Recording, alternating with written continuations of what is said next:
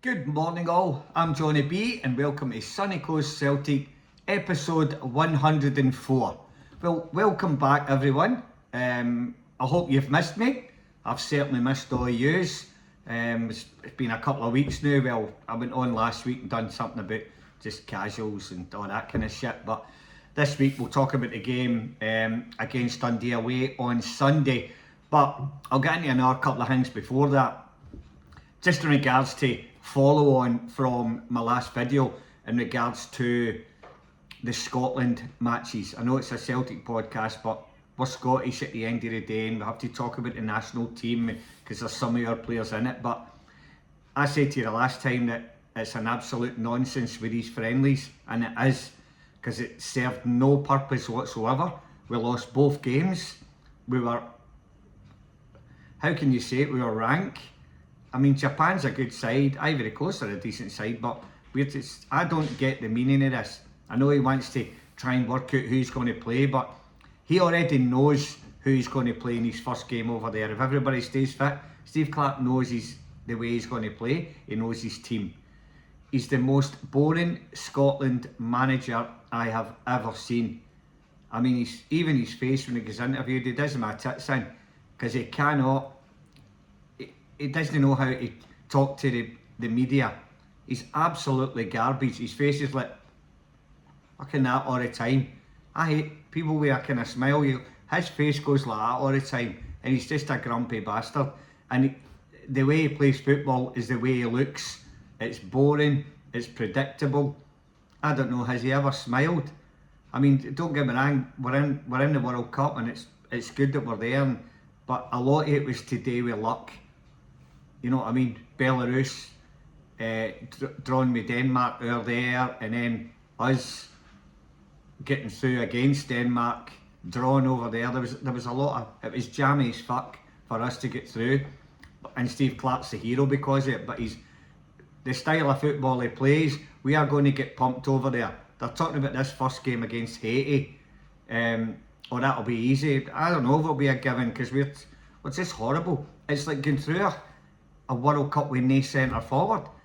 When's the last time Scotland didn't have a centre forward? You know what I mean? It's like we're doing the same thing at Celtic. We're trying to win games of football with no centre forward. It's just a nonsense, and this is where I'm going to. And charging people a lot of money to go and watch day two friendly games. No wonder the fans are booing. They're probably not booing the team. They're probably booing the SFA for charging prices. Fucking make it $10 for everybody to get in. The ground will be packed. Everybody can bring their kids to watch that second class fucking team. And that's what it's all about. It's absolute nonsense. You go to the World Cup with high expectations. After watching the two friendlies, you're thinking to yourself, what's the fucking point? You know what I mean? Anyway, enough about Scotland. Again, we'll hit home on what's happening at Rankers and why they're no banning their fucking ultras or whatever they're called. How come they're not getting banned for what they done and the Green Brigade still can't get in? Do you know what I mean? What's happening at Rankers? And they're not going to do anything about it. They're just going to sweep it under the carpet. Oh, it never happened. Absolute nonsense. Get a grip of yourselves. You're meant to be a family club. Well, get rid of the bad eggs. It's just garbage. Until they do something, we should be letting our Green Brigade in. I know we're trying to set an example, but fuck's sake, they never done anything like the Rankers fans done. Just don't get this. Get it sorted, the directors at Celtic, get this sorted. We need the boys back in to get us over the line. You've seen what it's like. Get it back on again with the Green Brigade. Get them in, get the supports to the end of the season, then talk about what you're going to do in the summer. But let's get this title. If we fuck this up against Dundee tomorrow night, we're out here. We have got to take 3 points, and if we take 3 points, that'll go a long way to winning this league. Trust me, this is the most important game of the season against Dundee, because Rankers will pump Dundee United. Let's face it, Dundee United are shite.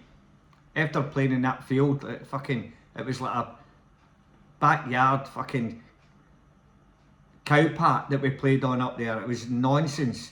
I know that it's the same for both teams, but they're used to playing in that shit. We're not. we were terrible into the bargain anyway, but the park was terrible, so they'll go to the piggery and they'll get pumped because the grass is fucking cut well and the park looks good, so Dundee United will be like a fish out of water, so they will get pumped, and Hearts will get beat with Livingston. So rankers are going to be top of the league. That's why we have to beat Dundee on Sunday, you know. And I don't know what we're going to do. Like, let's get into our game. Never mind everything else now. I've had my wee say, but into our game. What's going to happen up there? It's going to be a miserable day, Sunday. The other two teams in Champions have already played.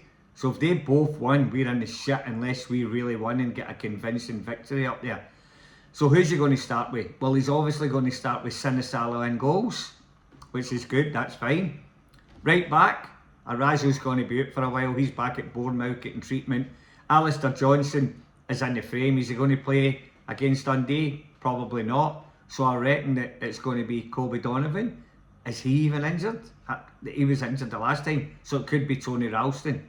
I'm really not sure who's going to play at right back. So it's a toss of a coin because nothing's been happening for 2 weeks. We don't know who's in, we don't know who's out.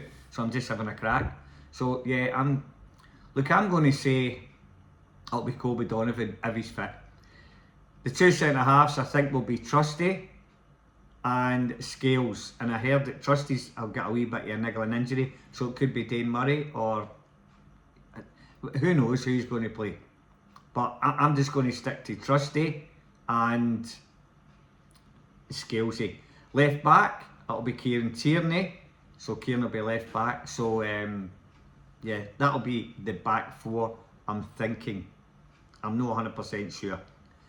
In midfield, it'll be, is Calmac back again? I think he is. So it'll be Callum McGregor.